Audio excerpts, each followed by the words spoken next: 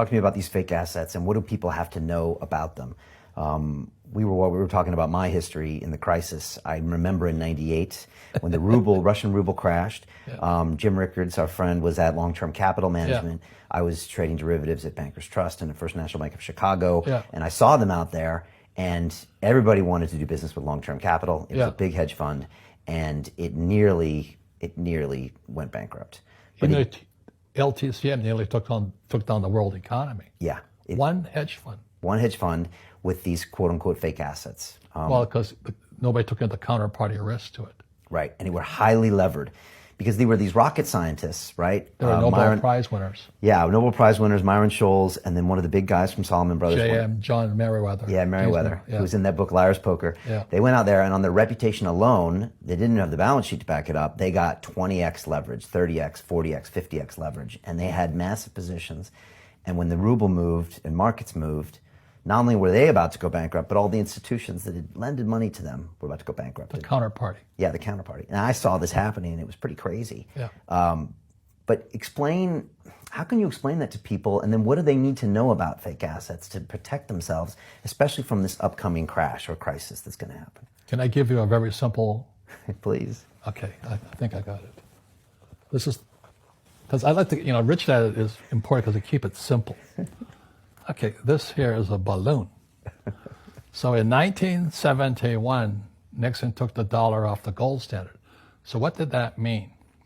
That meant the U.S. government, the U.S. Treasury, could now print money. So the U.S. Treasury would sell a bond to the Fed.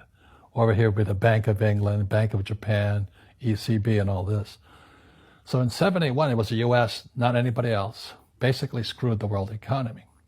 So rather than fix the economy, they just did this.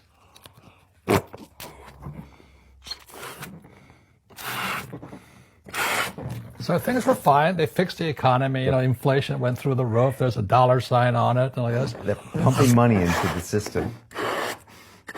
So '87, there was, the real estate, everything's getting expensive. Inflation's going crazy. This is the '80s. Right. '87 crash, big crash. Did anything happen? No, nothing happened. They just... So '87, it went like this, and then there was the LTCM plus the Southeast Asian crash, the rupiah crash, and all this. Yeah, in the end of the '90s. So what did Greenspan do? It was the Greenspan put, right? He says, "Oh, don't worry. We'll give the banks all the money they want so you won't crash." So the banks and Treasury and the central bank, the Fed and Bank of England, they're like keeping this thing up. So everything's inflated now. They're pushing money into the system to prop it up every time. Fake money. Fake money. This is fake money going in. So then in 2000, the dot-com crash hits. It goes... So Greenspan kind of panics, and he says, "Oh, my God, we better keep this thing going," because that was a pretty big pop, Yeah, I was there. So 2008, that's when everybody was into derivatives and, pumping this baby up, and it did nearly come down. Some Lehman came down, and Bear Stearns was wiped out, and it was like this. So what did Bernanke and those guys do? More. So after 2008, they just kept pumping it, and it's getting worse.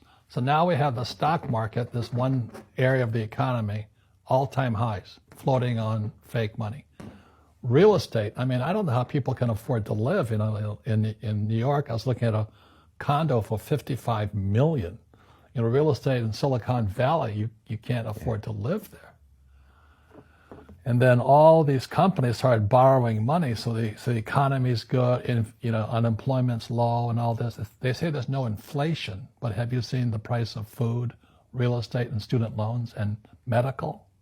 It's a bubble, So now what's going to happen is the baby boomers, my generation, are going to start to retire. There's no money there. Social Security is broke, pensions are broke, the students are broke.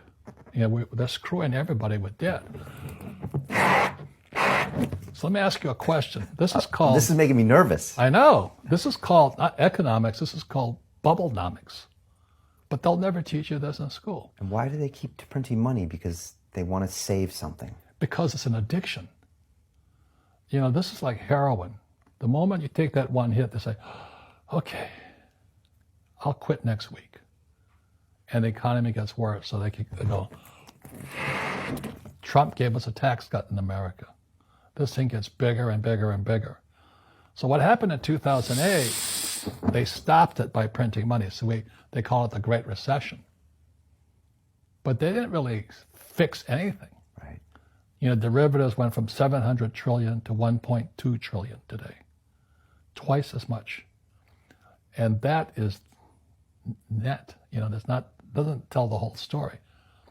So when the recession hit, the PhD standard came in. That was Bernanke, you know, and then Yellen. The PhD said, they have PhDs. Well, it's no different than long-term capital, LTCM. They had Nobel Prize winners, people like my poor dad, academics, you know.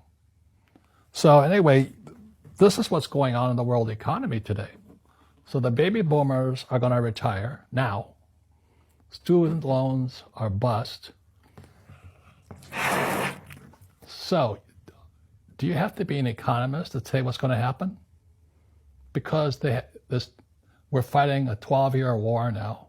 Entitlements are going through the roof. National debt to GDP is 109 in America, 109%. 90% is too late. We have to keep printing now. So this is called bubblenomics, and this is what's going to happen. Got it? I got it. Is that economics 101? Scary stuff. It's happened throughout history. And that's what I would teach.